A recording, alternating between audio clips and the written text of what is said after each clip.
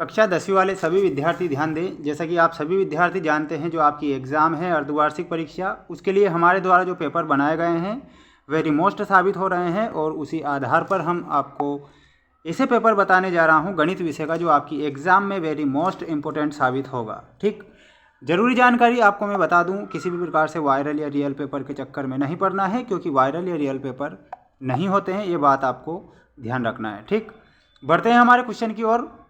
Question आ चुका है आपकी स्क्रीन के सामने और पूछा गया है, सही विकल्प चुनकर लिखिए में पहला प्रश्न है, अति महत्वपूर्ण प्रश्न। 6 और 20 का HCF क्या होगा, यानी कि हाईएस्ट कॉमन फैक्टर आपसे पूछा है 6 और 20 का।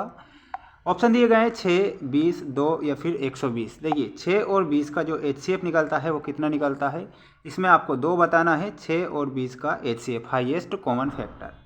एक द्विघात बहुपद जिसके शून्यक -3 एवं 4 होगा, तो आपको इसमें करेक्ट उत्तर क्या बताना है। सेकंड में आप करेक्ट उत्तर बताएंगे x² - x/2 - 6, यानी कि ऑप्शन नंबर सी आपको करेक्ट करना रहेगा, है ना। पहले में सी करना है और सेकंड में भी आपको सी करना है। x - 2y = 0, 3x + 4y - 20 = 0 ये रेखाएं हैं। तो ये रेखाएं कैसी रेखाएं प्रतिच्छेद करती है, समपाती है, समांतर है या फिर इनमें से कोई नहीं। तो इसका जो करेक्ट उत्तर होगा वो क्या हो जाएगा, ऑप्शन नंबर ए, प्रतिच्छेद करती है।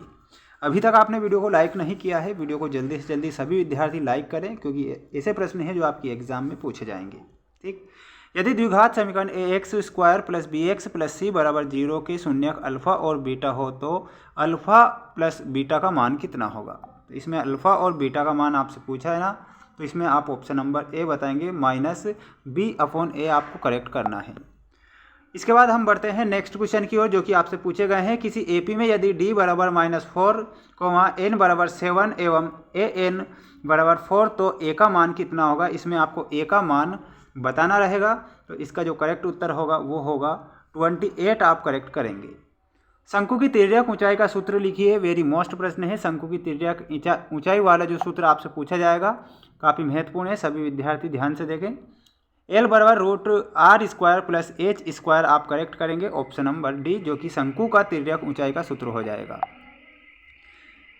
नेक्स्ट जो क्वेश्चन पूछा गया है, रिक्त स्थानों की पूर्ति कीजिए में अति महत्वपूर्ण प्रश्न है। यदि P(x) एक द्विघात बहुपद, तो P(x) = 0 को खाली स्थान कहते हैं। तो इसे हम क्या कहेंगे, तो इसका जो करेक्ट जो उत्तर होगा उसे हम वर्ग समीकरण कहते हैं। क्या कहते हैं, वर्ग समीकरण, आप करेक्ट उत्तर याद रखेंगे। समांतर श्रेणी आपको दी गई है 3/2, 1/2 -1/2 -3/2, आप सभी विद्यार्थी ध्यान से देखें। खाली स्थान दिया गया है, खाली स्थान में आपको करेक्ट उत्तर क्या बताना है। देखिए 1 में सर्वांतर d = 1 है ना, इस प्रकार आपको करेक्ट उत्तर बताना है। नेक्स्ट जो क्वेश्चन आपसे पूछा गया है अति महत्वपूर्ण है, आपकी स्क्रीन के सामने पूछा गया है, भुजाओं की समान संख्याओं वाले दो बहुभुज समरूप होते हैं यदि a उनके संगत कोण का हो तथा b उनका संगत कोण भुजाएं हैं। तो इसमें आपको a में तो आपको लिखना है यहाँ पर a उनके संगत कोण में यहाँ पर आपको बराबर लिखना है, बराबर, और दूसरे b में उनकी संगत भुजाएं कैसी हैं, समानुपाती। यहाँ पर आपको समानुपाती लिखना है, समानुपाती आप करेक्ट करेंगे। ठीक, इसके बाद जो नेक्स्ट क्वेश्चन पूछा गया है वो पूछा गया है, स्पर्श बिंदु से जाने वाली स्पर्श रेखाएं खाली स्थान होती हैं, तो इसमें लंब होती है। कैसी होती है, लंब आप करेक्ट करेंगे। एक वृत्तीय क्षेत्र का वह भाग जो 2 त्रिज्याओं और संगत चाप से घिरा परिबद्ध हो, उस वृत्त एक कहलाता है। ये क्या कहलाता है, तो इसमें आप त्रिज्यखंड बताएंगे।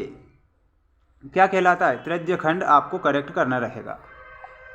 किसी निश्चित घटना की प्रायिकता होती है, निश्चित घटना की प्रायिकता कितनी होती है, 1 होती है, यानी कि 1 आपको यहाँ पर लिखना है।